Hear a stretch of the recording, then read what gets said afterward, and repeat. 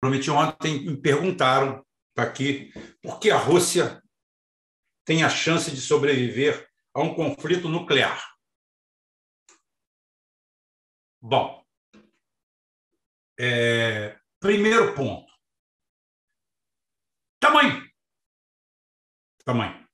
Tamanho de distribuição da população, pequena população, tirando a área de Moscou, que é altamente concentrada, e algumas grandes cidades. Existe uma vida campesina maior, uma população pequena. São 145 milhões de habitantes para 17 milhões de quilômetros quadrados. Ou seja, 30% a menos da população brasileira, com área 2 vezes maior. Você vê a Espanha, que é um país que não tem nada de superhabitado, tem 500 mil quilômetros quadrados e 50 milhões de habitantes. A Inglaterra deve ter hoje 80 milhões de habitantes. A Alemanha está com mais de 100 milhões de habitantes. Então, nós temos esses números e eles têm isso daí. Outra questão, se chama, por causa até da temperatura, do clima, poucas cidades russas são litorâneas. A capital mesmo está no interior do país e outras grandes cidades estão no interior do país. A Rússia não tem cidades praticamente alcançadas por mar. Seu extenso território, sua extensa costa, não tem cidades. As cidades ocupam um leque na região sudoeste do país, em relação ao país deles. O país está aqui, tem esse formato, essa região sudoeste é a região habitada. Isso elimina, por exemplo, um ataque com uma ogiva nuclear em um torpedo, em um submarino drone ou qualquer coisa nesse sentido. Outra coisa, qualquer navio, qualquer um que se acerque à Rússia, mesmo lançando um míssil supersônico, mesmo com pouco tempo, você tem tempo de resposta. Outro ponto. Eles têm um sistema de interferência eletrônica com até 3.000 quilômetros de alcance. Se chama Murmansk, BN, se não me engano. O sistema Murmansk precisa de 8 dele para cobrir todo o território soviético, russo, no caso. Acho que sim. Pelo que consta, 3 já estão ativos. E estão, obviamente, na região sudoeste. Sudoeste, norte. Sudoeste, oeste. Nem norte. Sudoeste, oeste. Tá? Então, aquela região está coberta por esse sistema de interferência eletrônica. Outro ponto. Desde o começo da década de 60, quando a Rússia aprimorou e assumiu a vanguarda dos sistemas terra-ar, mísseis terra-ar,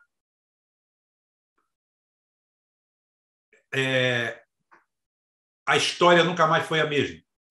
Haja vista que no Vietnã, os Estados Unidos, dado que eu coloquei aqui, muita gente questionou, muita gente ficou abismado, na Guerra do Vietnã, os norte-vietnamitas, o Vietnã do Norte, os Vietcongs, com operadores russos, principalmente, e alguns pilotos de caça com MiG-21, o fantástico MiG-21, o eterno MiG-21. Tem um programinha que eu fiz aqui sobre o MiG-21. Sou apaixonado pelo MiG-21. né? Da mesma época, eu sou apaixonado pelo A4 americano, né? Eu tenho dois aviões de predileção. Um americano daquela época. Eram os mais eficientes na sua categoria. Né? O MiG-21, por quê? Qual que assemelha os dois? Eles eram baratos, eficientes e conseguem voar até hoje. Conseguem ser eficientes até hoje. Tanto o A4 quanto o MiG-21. Baratos, sem muita sofisticação. Então é o seguinte, o Vietnã, os Estados Unidos perdeu 11 mil aeronaves. Tá bom para você? 1.000 aeronaves por ano. Tá bom para você? 11 mil. A maioria absoluta, sistema SAM. Mísseis de superfície. Terra-ar. Os SAM-6. Sistemas Buk. Outros sistemas. Vários. Existem vários. Não vou citar um por um aqui. Isso só foi se sofisticando. A ponto que na guerra do Yom Kippur, Israel perdeu aproximadamente 300 aviões só para esses sistemas. 300 aviões, não foi 3, não. Foi 300. Quem vê asas, aqueles combates aéreos no History Channel, onde nunca um piloto americano foi derrubado, nem nenhum, isso aí não tem nada a ver, nenhum link com a realidade, tá? Então, esses sistemas deles são sofisticados desde aquela época. Ao contrário, por exemplo, dos Estados Unidos, que sempre criou sistemas toscos, terra-ar. O Patriot, tá? Eles têm um sistema Aegis, embarcado normalmente em navios. Tá? Tem o sistema Patriot e tem o outro lá, o TARS. São os 3 sistemas que eles têm. Um é ruim, o outro é fraco, o outro é pior. O Patriot, para vocês verem, na Guerra do Golfo, na primeira Guerra do Golfo, o Saddam Hussein pegou mísseis Scud e lançou em Israel. Chegaram a ser lançados 6 mísseis Patriot ao custo de $1 milhão cada um, para tentar derrubar um míssil Scud, que na realidade era um arremedo feito com lata velha da bomba V2, um sistema de mira giroscópica, e que eles simplesmente não atingiam, não acertavam. Então, você jogava $6 milhões para tentar neutralizar um míssil que custou $20 mil e não conseguia. O sistema de defesa da Rússia tem, na sua espinha dorsal, os S-300. Não temos nenhum no Brasil. S-300, S-400 e a creme de la creme, que é a S-500. A S-500 é capaz de atingir simplesmente satélites. O outro dia, numa demonstração, eles derrubaram um satélite com uma. Só para mostrar. São os mísseis hipersônicos de valores mais baixos da Rússia só poderiam ser interceptados pela S-500. O Kinzhal poderia, talvez, ser alcançado pela S-500. Talvez. Fora isso, não tem ninguém que dê conta dele. Então, existe uma grande cobertura aérea. Existe uma coisa que chama tempo. Tempo.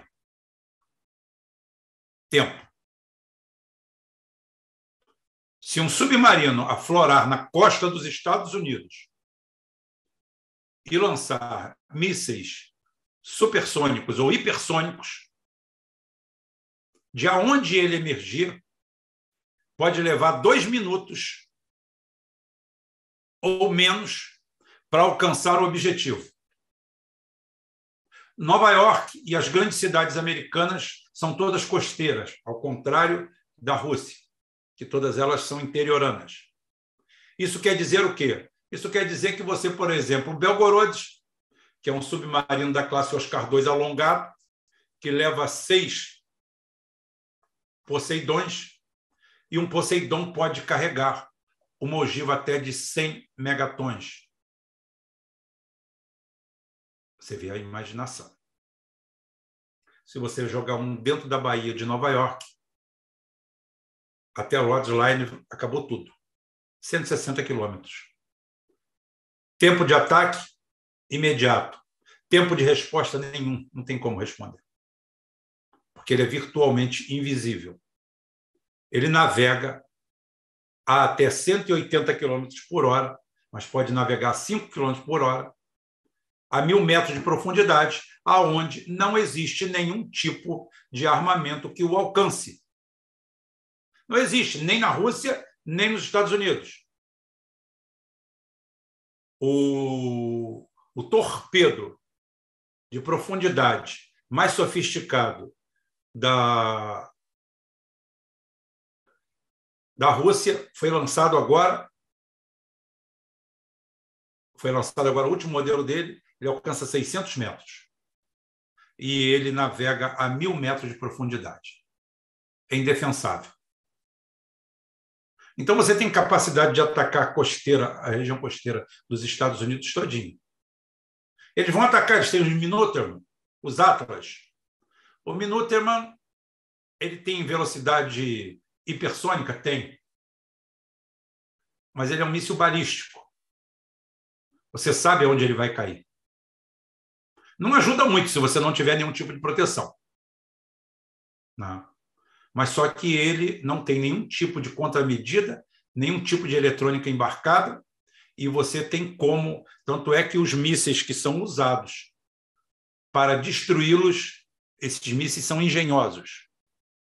Esses mísseis são mísseis de cabeça oca, porque eles são feitos para derrubá-lo e que ele não complete o processo de fissão, fusão, que eu já expliquei aqui. Como é que é? Processo de fissão e fusão não aconteçam. Então, ele é atacado não com um míssil explosivo, mas com um míssil cabeçudo, cabeça oca, que vai bater, vai desviar. Tá? Então, é o seguinte, com isso eu estou falando que a Rússia não vai ser alcançada por míssil? Não. Sempre falei que dos dois lados tem perda. Só que hoje, numa guerra total, simplesmente os Estados Unidos é varrido do mapa pela sua própria ocupação. A maioria da população litorânea, coisa que não acontece na Rússia.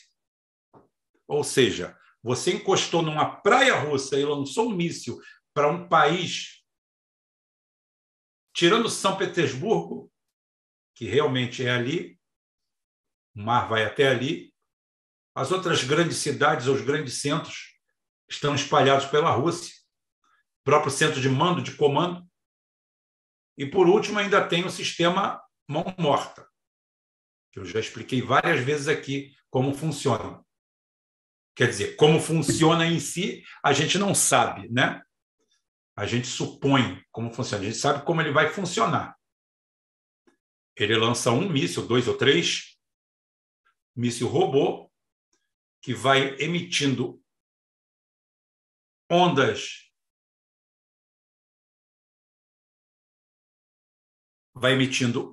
de rádio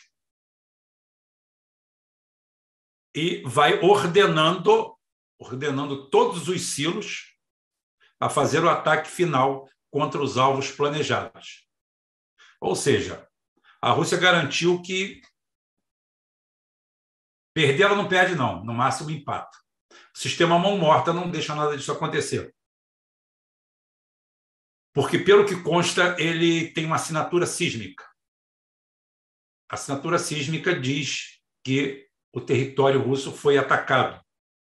E aquela assinatura sísmica é típica dentro de um espectro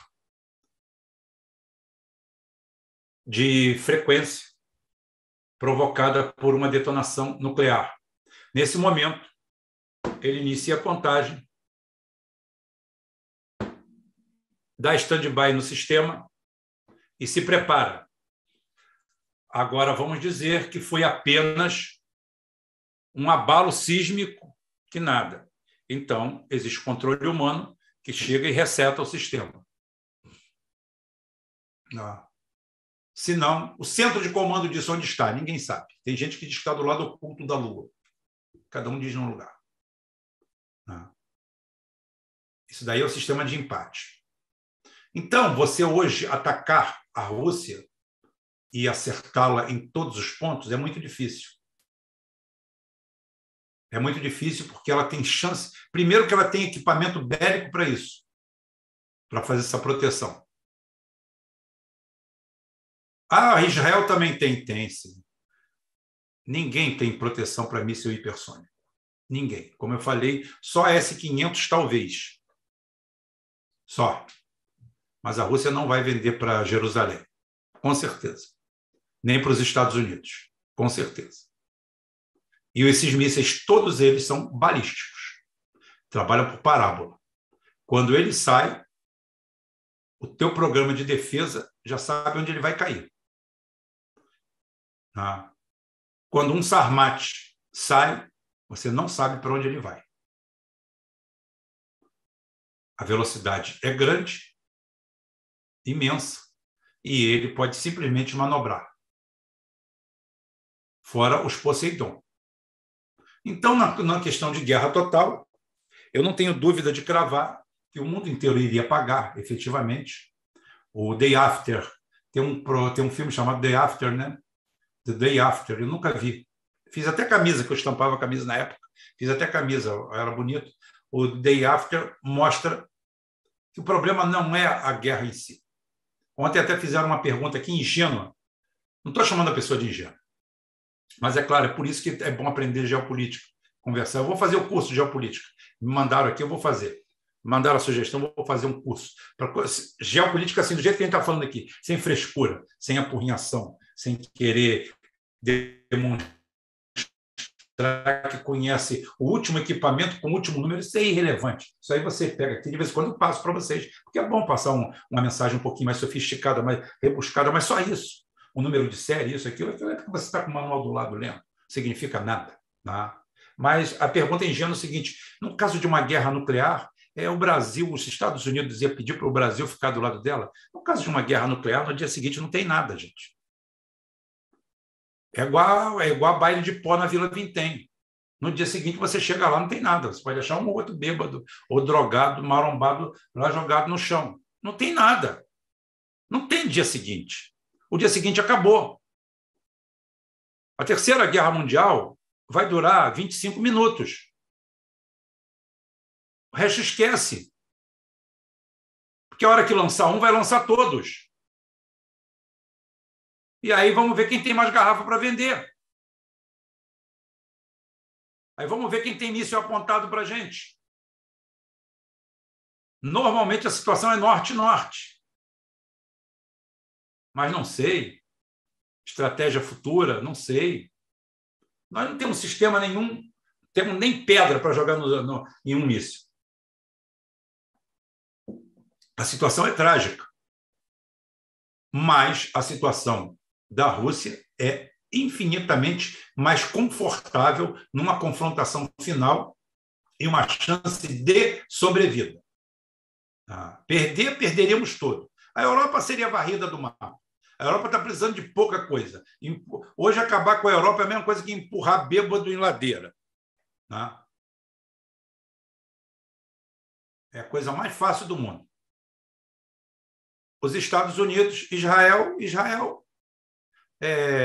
as nações árabes, no dia seguinte, caem em cima dela e não tem arma nuclear, não tem nada que vá salvar, porque, como eu falei também, a área territorial é que conta. Muito pequena, você não aguenta a saturação e pronto. Você vai jogar míssil nuclear, vai jogar em quem? Vai jogar em quem tem? O cara te manda um de volta, acabou você. Se um Sarmat inteiro acaba com um país como a França, você imagina um Sarmat em Israel. Faz um buraco para sair do outro lado do planeta. Israel tem 21 mil quilômetros quadrados. É do tamanho de Sergipe. Então, isso daí limita demais. como a Inglaterra é limitada pelo próprio tamanho. Então, por isso que eu dei essa situação aí e espero ter esclarecido aqui. Deixa eu dar